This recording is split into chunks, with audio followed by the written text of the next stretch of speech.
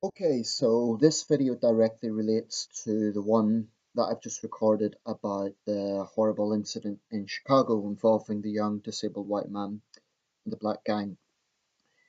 I've been discussing this on the British Muslims for Secular Democracy. You may think, what connection does that have? Well, they tend to talk about a wide range of subjects in that group. It's a very interesting discussion group if you come across it. It's probably the group I spend most time on actually.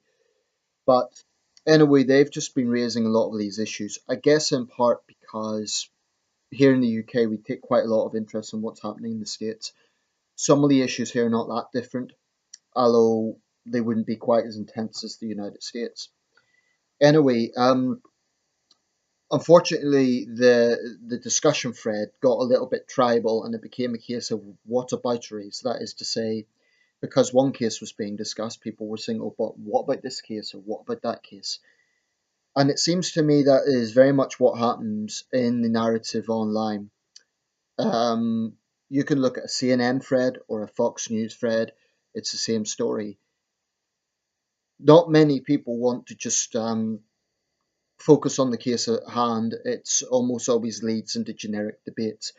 Now, that's both good and unhelpful. It's good in the sense that it's being discussed, but it's unhelpful in the sense it then becomes tribal and people just won't expand their thinking to consider that actually there is a very widespread problem here going across several demographics. Um, so I'm going to try and condense a lot of this into one video, which is no easy feat, but I'm going to try. And I just want to touch on this now. We're at the very end of the Obama administration, about to get into the Trump administration. President-elect Trump is going to have to deal with these issues. Now, there's clearly a lot of injustice going on in the United States right now. There is deep anger and there is deep racial divisions. I don't think that could solely be blamed on President Obama because the president doesn't have absolute power.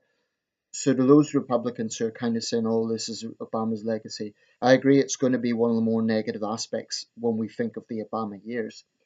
But it's unfair to blame any individual for what's happening because no president would have the power to absolutely solve this, bearing in mind the whole issue of states' rights and so on. Um,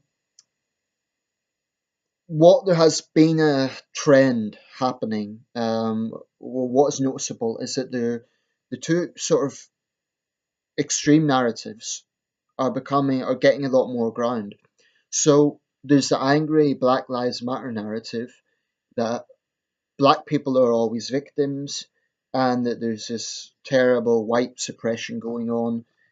But then there's also the narrative of hardcore Trump supporters that, oh, we're just up against all these black thugs and the police are always right. To be honest, both narratives are misleading. The fact of the matter is, there is a problem with black gangs and a disproportionate number of African Americans committing crime. But there is also a problem with too many examples of the police abusing their position. Now, I'm not a fan of Black Lives Matter, and I'm going to be quite critical of them in parts of this video. Nevertheless, I do understand why it began as a movement. I really do. And I think some of those on the right are ignoring those facts. They're ignoring incidents like what happened to Eric Garner in New York City that are just, by any reasonable person's logic, inexcusable. And one issue I have with people on the right is that too often they simply dismiss police brutality and they see the uniform and they assume, oh, well, that person's in a uniform, so they must be justified. And it's this kind of treating the police like gods on earth mentality I have little time for. Now, some of those people may be directly related to police officers. So I've noticed, for example, wives of officers tend to be very vocal, which is understandable because they've got that personal, emotional connection. But this is something that goes across the right in general. Too many people are willing to believe that the police are always innocent. But then the police themselves are facing a real challenge because there's that famous video that emerged of the sheriff somewhere in Wisconsin, I believe it was, who mentioned that a lot of the victims that they come across are victims of black on black violence. Now, I do understand the police perspective in this because what they're arguing is there's all this anger against the police, but where's the anger against the black gangs that are doing most of the killing? Because most of the black people killed in America are not killed by racist white cops, but by other black people. This is a fact. So the police are arguing, well, this is double standards, and so they too are then the victims of double standards. And this is the problem. Everyone becomes a victim of double standards because the respective other sides are not willing to look in the mirror and say, actually, we do have a problem. I think the police were far too slow to understand that there was legitimate anger over the fact that when killings were happening, officers were just put on desk duty rather than being arrested. I strongly, strongly believe that when an officer abuses his or her position, whether that officer is white or black, because that's the fact that's being underplayed, or Hispanic, they should face consequences. And I think one reason why the anger started off in a big way about 2 or 3 years ago, 4 or 5 years ago now, in fact, if we sort of go back to Trayvon Martin and so on, I think the perception is that or the perception was that the police are just let off the hook because they're police, and that led to understandable anger. Now, the police, in my opinion, have been too slow to address that specific issue of double standards. But the problem is then you get this militant black movement, which is what it is. Let's not pretend otherwise. Um, and Black Lives Matter isn't even the most hard line. You get the new Black Panthers and so on, which really are militant in their approach. But one reason Black Lives Matter has been so heavily criticized, and I agree with this, is that they, rather than focusing on the injustice and then trying to build bridges, they have just been pushing a victimhood narrative, and they have done far too little to address the very real issue of black criminal violence, especially in cities like Chicago. Apparently, Chicago isn't even the worst in terms of proportional gun violence. New Orleans is actually worse. And there's a number of other cities. Miami's worse. But Chicago gets a lot of attention because it has the most actual homicides. Um, so to me, the issue here has to be consistency. And I hold the same standards of both sides. I think there are Trump supporters that frankly are racist. And the problem is people on the right are kind of getting, they're now playing the victim and they're saying, oh, but these horrible leftists are picking on us. The truth is, there are extremes on both sides. And yeah, I do think President Trump has been way too irresponsible in a lot of his rhetoric. Now, he is the president elect, and I hope he is more responsible from now on.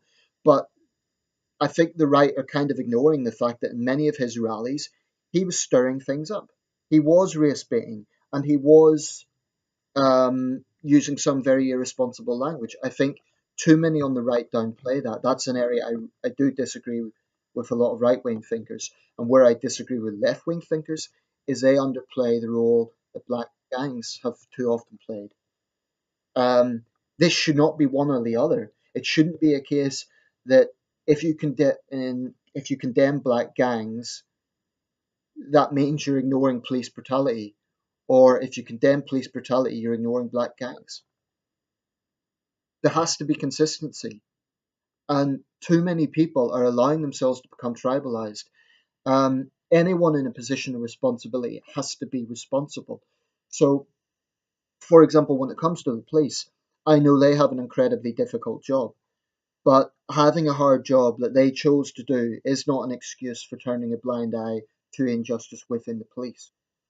So when an officer commits um, an assault, when they cross a line, they have to be held responsible. I do think each case varies because the Eric Garner case is very different from that case in Louisiana, where the suspect was actually armed and he had a history of violence. So instead of just assuming, oh, a black man killed by police, it must be because of racism. People need to look at the exact circumstances. And I think too often there have been reactionaries who have had this knee jerk reaction, oh, well, it's racism. They haven't even, in some cases, bothered to find out what the race of the officer involved is. sometimes those officers have been Hispanic. That seems to escape their notice.